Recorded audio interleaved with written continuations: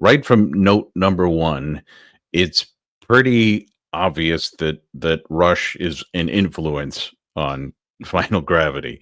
Even if you would not covered Entre Nous, it's Right. it's baked into the genetic code, it seems. So, but the first thing I wanted to start with, because I mean that's an easy shorthand, but it's obviously more than that. And so I'm wondering if you could explain or describe where maybe you guys make different choices than what Rush would have made in their music. Yeah, it's an interesting question. So actually, the opening riff for The Deep, which opens the Stormchaser EP, I think it kind of started off being a little bit like Bastille Day off the third Rush album, Caress of Hmm. Steel. And, the rest of the song was kind of a little more, maybe Dream Theater-ish, a little more kind of modern progressive. But I mean, definitely that Rush riff was in there.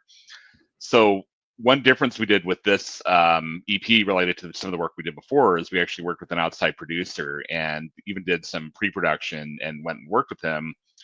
And we presented that song. And one little nice change that he made was, I think we were doing more of a straight kind of like pentatonic guitar kind of riff like Rush. And he introduced the idea of like, well, let's do a little chromatic rundown. So like, it's still like Mm. Rush, but it has a little bit of a different feel to it. And Okay. that was a really nice little introduction because it still has that Rush DNA in there, but I guess we mutated it a little bit. Okay. No, that's very cool. And I mean, and your producer, he actually worked with Dream Theater on an album, didn't he? He's worked on a lot of side projects like Liquid Tension Experiment, which if you know the Oh Dream yeah. Theater guys, have worked with Tony Levin on. He's worked with kind of Transatlantic, which is a super group featuring Mike Portnoy, the drummer from Dream Theater. So he's definitely in that orbit of those kind of modern, or newer progressive metal guys. Right, right. No, I've interviewed Mike a couple of times, and really nice guy. And in fact, I interviewed him when they came out with the second Liquid Tension Experiment Oh, album. cool. And well, because that makes me wonder, because that one was very much like, they said the difference between LTE one and LTE two is we really took our time. We took 2 weeks to make this album instead of just one. And so was it that same kind of vibe? I mean, obviously you guys were coming in with songs. You weren't writing them as you went, as Liquid Tension Experiment did, but was this producer based on, all right, let's just crank this through? Well, it was interesting because we went in with some fairly complete song ideas, but we did these pre-production sessions with them. We did one per song. Hmm. And actually, the song "The Deep," that we talked about, that Yeah. actually changed probably the most radically. Actually, there were two that were pretty. The first two in the album were changed quite a bit. It was still we had Hmm. all the ideas, but Rich really kind of helped us to rearrange them and refine them. One interesting thing we found was, we expected, given the kind of pedigree of everyone that Rich had worked with, that we go in there and he kind of make us more progressive, and it actually kind of made us a little more streamlined, a little more straight ahead. So Oh, I think okay. the Deep was maybe like a 6-minute song, Yeah. before we went in there, and it's about a 3-minute song coming out. So we really kind of made it very, it's still got some progressive, elements to it, but very compact and to the point.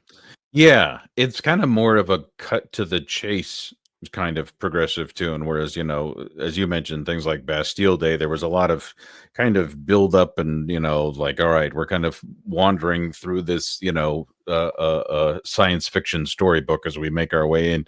And yours was like, no, let's cut to the action, Right. immediately. And Yep. so, no, it is interesting. And, that he, had that opposite effect on you guys. Hmm. Um, and then, you know, with, I'm curious, especially about, um, you know, again, heavily influenced by Rush, by Led Zeppelin and stuff. Vocals in the higher register, you guys have Melissa, who obviously can, go into the higher register, but you originally started with a male lead singer. Right. And I'm wondering, as specifically as the guitarist, how maybe changing over to Melissa changed your approach to guitar parts, since I don't know, vocally, it's, kind of on a similar pitch, so to speak. Hmm. Hmm. Yeah, I hadn't really thought about that before. Oh, yeah.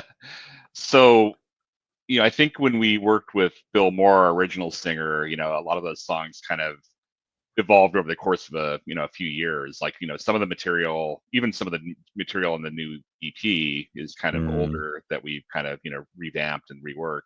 yeah. But, with Bill, it was sort of like a lot of, getting together, hanging out. We kind of started off informally with the band, and then over time we started to get out and play gigs and evolve the songs. So I think that we had a lot of time for those to kind of sit with the different pitches of the vocals, the different instrumentation and everything. And so, those really kind of evolved over the course of a couple of years, the stuff that we had on the first album with Bill. Yeah. With Melissa, yeah, a lot of the songs, we had a album called Surviving Humanity that came out a few years ago.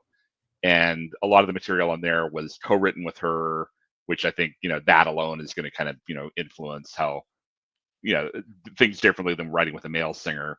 Yeah. There are also a couple of songs just inspired by the formation of that kind of Final Gravity Mark II, where I'd written a couple of things specifically with Melissa in mind. And so I think that it's not so much maybe thinking consciously about how the guitar fits in with the vocal parts. I think it's maybe just more of an unconscious thing of you can't really help but approach things differently when you have different elements in the mix. Right, right. But that also makes me wonder, so what is your songwriting process? Who usually crafts the melody? Who usually brings the lyrics? How does that usually work with you guys? So on the Stormchaser EP, it was really collaborative, probably more so than anything we've ever done.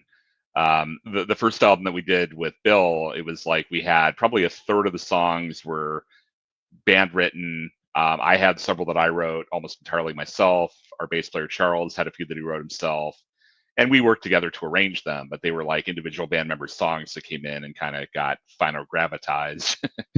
um, I think with Surviving Humanity, it was a little bit of a mix. Like we had several that were co-written with Melissa, but same deal where Charles had a couple he wrote on his own. I had a few that I wrote on my own.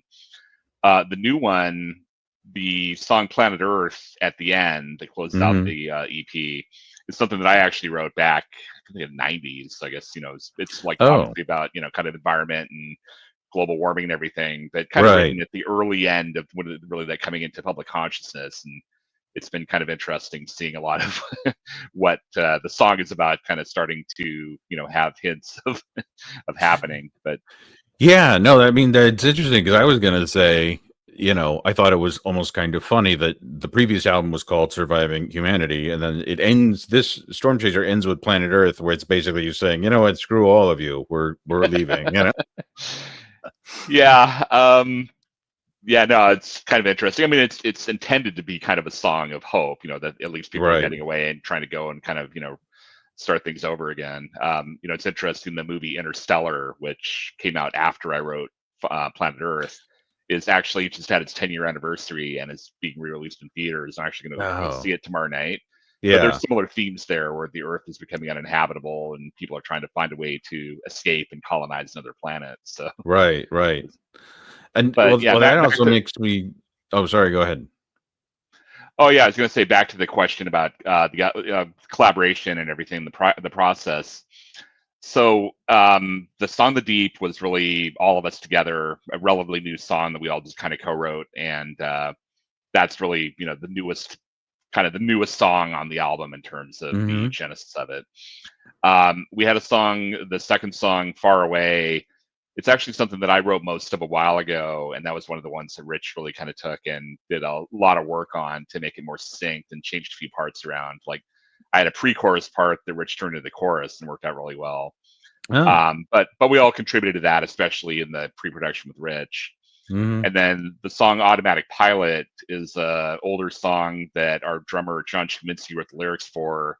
Um, Kind of influenced the music. We actually worked with a keyboard player friend, Steve Campitelli, who was kind of the connection between me and John meeting. He kind of Okay. helped John write the music originally, but we rearranged it a fair amount for the new album. And Mhm. then the song "Story of Forever" actually again dates back to the Bill Moore days, where it was just kind of a garage jam that we did, and very different from where it ended up. But Rich kind of helped us take these kind of disparate ideas and kind of weave them into something that was, pretty cohesive and a lot more interesting, I think, than the original jam that we had. Okay. And I mean, I'm always fascinated because there's in your guys' music in particular, there's so many times where the time signature changes, or it starts, it stops, and then and then it picks up, and it's interesting, it's dynamic, but um, is that just how your brain works when you're thinking up tunes? Because it's obviously not the same as say a basic 4/4 time blues backed beat, where it's like, okay, we started off like this and it keeps going, and then there's a bridge, and then it keeps going, and then it, you know, fades out. Whereas this is so many different twists and turns along the way. I'm always fascinated, and it makes sense Hmm. sonically, but it's like, how does anyone even think of this? Right. Fascinating puzzle of a tune. Well, I think part of it is that I certainly do think a lot in like odd meter and these kind of disparate parts and everything. It's funny. I was actually getting together with John, our drummer, like just about a week ago, and we were trying to work on something. And specifically, he wanted to work on some kind of possible Final Gravity song, maybe not, but wanted it to be kind of straight ahead and in 4/4. So I ended up like playing a part, just an idea for a verse, and then I'm like, oh wait, can we record that? I was playing that in 7/4, so it's almost like I guess I just have that so ingrained in my mind that it's like almost I have to deliberately not play odd meters sometimes. Wow. Um, Okay. but I mean, we'd written a lot of these things with like odd time with different parts, and like I said, what was interesting with Rich is that yes, he kind of made us a little less prog overall and a little more streamlined, but like for the deep, there's a couple of like big stops in there where there's like even Hmm. like a big, like a stop and then a big drum fill, and that Yeah. was like his idea. So it's not that he just made everything straight ahead. He just made it kind of like eventful and interesting in maybe a different way than we kind of gone in thinking it would be. Right. Right. Okay. And I'm also always fascinated by how people learn their instruments and who comes from a background of formal education and who doesn't. So I read that you and Charles met while you were both at the Musicians Institute, Right. and so, well, first off, I'm wondering, when you met him, what is it about him that you said, you know what, I could really create some interesting stuff with this? And did you hear each other play, or was it just talking about music and being on a similar wavelength? Charles put up a flyer for a guitarist wanted, and he mentioned I forget. So it was Rush, King's X, which is really what got me Hmm. interested because I was super into them. He was super into them. This is back when I think they were on their second album. So Oh, like okay. um, so yeah, I think it was like Rush, King's X, maybe like Queensryche, a couple, all the bands that he listed, I was really into, but in particular, Rush and King's X. I'm like, well, I mean, if you listen to those two, we got to kind of talk. So Yeah. yeah, we met, and we definitely had very similar musical tastes. I mean, I'm probably more prog, like I'm like more into bands like Yes and Genesis, as Hmm. my supplements to Rush and things. He's kind of more of a metal guy, but I think that it makes for an interesting combo, and it's not like we get too stuck in any one genre as a result of collaborating. Right, right. And then, you know, I mean, because by the time you make it into Musicians Institute, you've been obviously playing for a while, and Hmm. you have to be pretty proficient just to even make it in there. But I'm wondering, first off, what is maybe something that you learned during your time there that you still put into practice today as you're creating like the Stormchaser album? Um, I think that one of the best things that I learned at Musicians Institute was just sort of like discipline. They had a really interesting approach about the way that you approach practice is not to just put in the hours of practicing, but to put in the hours of practicing correctly. So Mm, better to play slowly and get a part right and then speed it up, or better to transcribe a thing by ear very slowly, even if it feels like just at a glacial pace. That yeah. you're kind of building up these neural pathways and capabilities to be able to repeat that and eventually speed it up. Hmm. So I think that discipline, I think just in terms of like songwriting, sometimes it's it's different than like playing a guitar part or, but I think with like songwriting and, arranging and performing with the band, a lot of it is just like willing to put in the work to try a bunch of different things and keep pushing through and keep trying to improve rather than just going, oh, well, that's good. That's good enough. Yeah. So I just think that kind of that discipline that I got a lot of that instilled me at MI. Was it hard for you at first to slow down? Um, Somewhat. I'd studied prior with a jazz guitar player named Jeff Richmond here in Santa Monica, who Hmm. has a pretty good career playing with a lot of really, jazz luminaries and everything. And I think, with Jeff, it was more about kind of like doing, like chords and jazz tunes, some technique, Yeah, yeah. but it wasn't like, he was like teaching me how to shred or anything like that. I think it was really when I got into MI is when that started to kind of interest me more. So I Hmm. guess there was a little bit of a tension. I'm like, well, I want to get fast on guitar, but here these guys are telling me to play slow. So I wasn't always perfect about it, but I certainly got that instilled in me that that's the right way to practice, and that I did try to, do that as much as I could. But I also worked on Mhm. trying to pick fast, a lot. Yeah, yeah. And on the flip side, is there anything or what have you learned in terms of just playing an experience that you maybe didn't learn in the realm of formal education? Um, well, I think that just getting out there and playing live is, it's not like you can prepare perfectly for that. Hmm. A lot of the challenge with playing in the type of band that we play in is, depending on the venue, it's like, we just played a show on November 23rd where we had really great sound and we're all like super happy because the monitors were great, and that's the exception, not the rule. We played shows where you can't hear. I think we played one show where I couldn't hear the bass at all, and it's Oh, like you wow. have to adjust to being able to kind of cue off of some other part. Whereas if you're in the practice room rehearsing, you're like, oh, I hear that bass part, I'm gonna cue off that. So it's Yeah. almost like adapting very quickly to adverse conditions and figuring out how to kind of get through things. And if you Mm. make a mistake, kind of trying to recover from it gracefully. I think that that isn't necessarily something that you get from just sitting down with a metronome in a practice room, or even under more clinical conditions. Getting out and playing live in a club or a theater can be very Yeah. different. Right. Yeah. So just that ability to roll with the punches, so to speak. Right. Yep. Wow. Okay.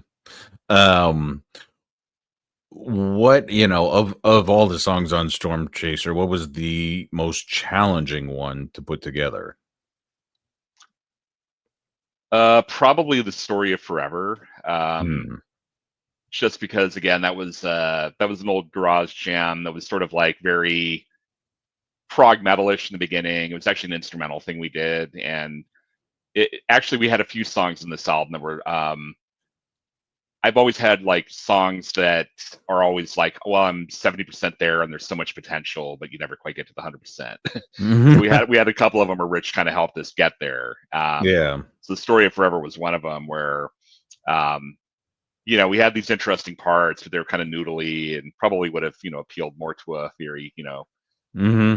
I don't know, I wouldn't say avant-garde, but people who like a little bit more chromatic kind of progressive rock or progressive metal. So again, Rich kind of took these germs of ideas and changed them into something fairly different with us, but definitely made it more accessible, but still had some of the spirit of what we created. But I Yeah. think it was kind of a process getting there, not only with Rich, but even leading up to that, because we knew had a lot of great ideas, but we had a it took a long time to kind of evolve them.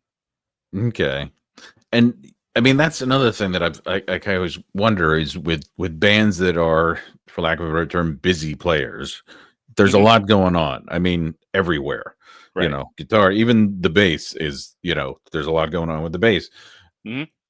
What's the key to getting it so you guys are all expressing yourselves and you know playing all out, but yet you guys don't step on each other's toes, which I always find fascinating. It's like Yeah. you guys are all interweaving and again, with lesser players you would find it just gets messy, and so I'm wondering, how do you keep that from going messy?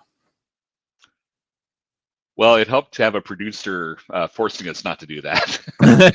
I think some of the songs maybe started off a little messier than they were. I think in some of our past work, we've tended to refine ourselves so that we kind of like make space for each other and don't get in each other's way. But I think Rich was really good about carving out space for everyone, working with us on our parts, making sure that they really had their purpose and didn't kind of clash.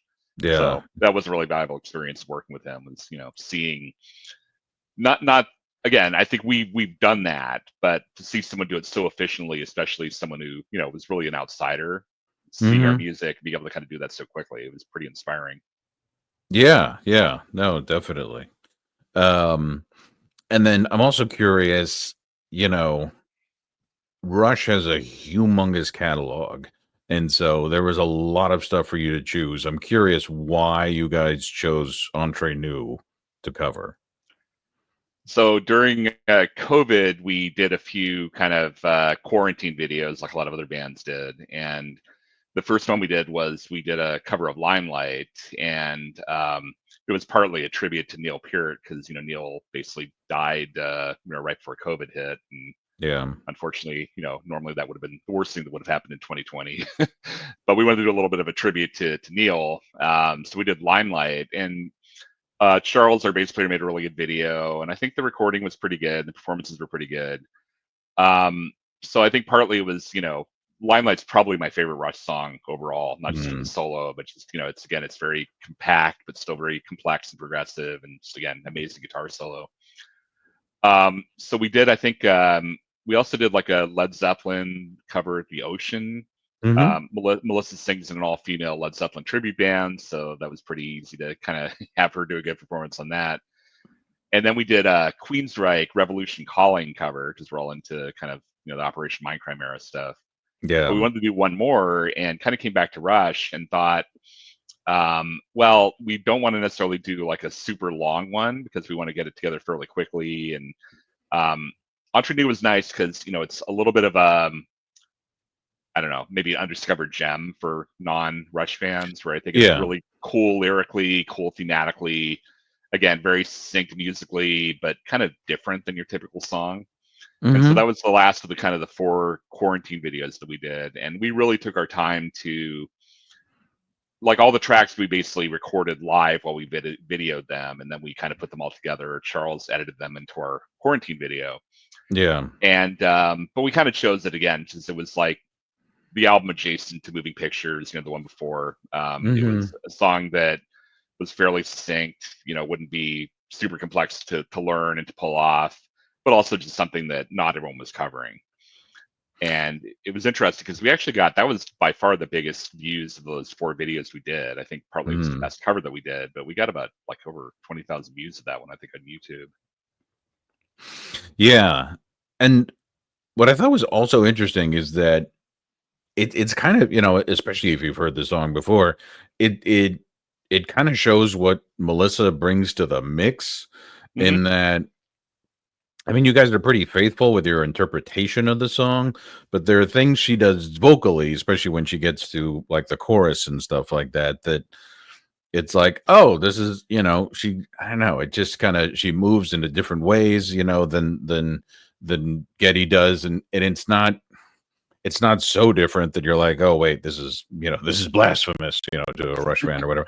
But it's it shows like, oh wow, she can work within this realm, but do some really interesting things with her voice. And so, yeah, I thought it was a great selection, if nothing else, because it showed, oh, okay, this band A can play at that level, and B also has their own versatility to it, Hmm.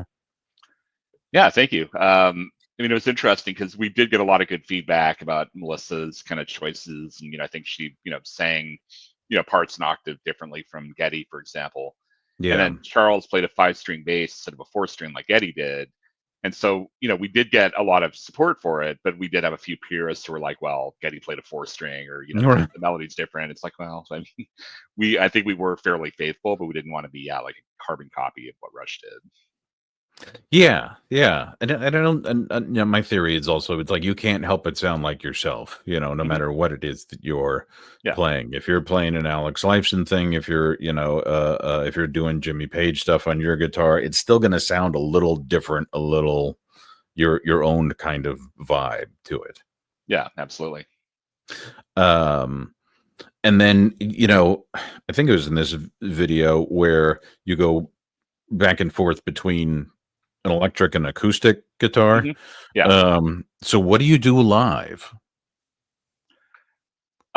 We haven't actually been playing that one live. I'd love to, Uh, but what I would do if we do kind of work that one up is the Paul Reed Smith guitar that I played on that song, the red guitar has like a piezo pickups in there where it can kind of very closely mimic an acoustic guitar. oh, So I could hook it up or I could switch over to a sound using that to kind of it wouldn't sound exactly like my 12 string or my 6 string, but I think I could get a good, good live sound for an acoustic guitar. okay, okay, yeah. I mean, because are there other songs where you know, especially, you know, you're like, well, what if I double up the guitar, or what if I, you know, play something different for the intro here, and then you're like, oh, how am I going to do this live? You know, or is it usually the reverse? Usually you road test songs and then you bring them into the studio. For the most part, like when the show that we did a few weeks ago, it was very much like just guitar, bass, drums, vocals. Yeah, We were just kind of like it's almost like Queen were back in the day. They were very produced, in the studio, and they were just a live rock band when they performed. And I think we're yeah, kind of like that, where we just figure out parts that kind of work live, but we're not necessarily trying to recreate the sound of what's on the album, because especially with Stormchaser, there's a lot of vocal harmonies and a lot of layering in there that we don't want to do backing tracks, and we might do some work to like maybe thicken things up a little bit, but we just try to just get a good energetic performance to kind of to just kind of project live.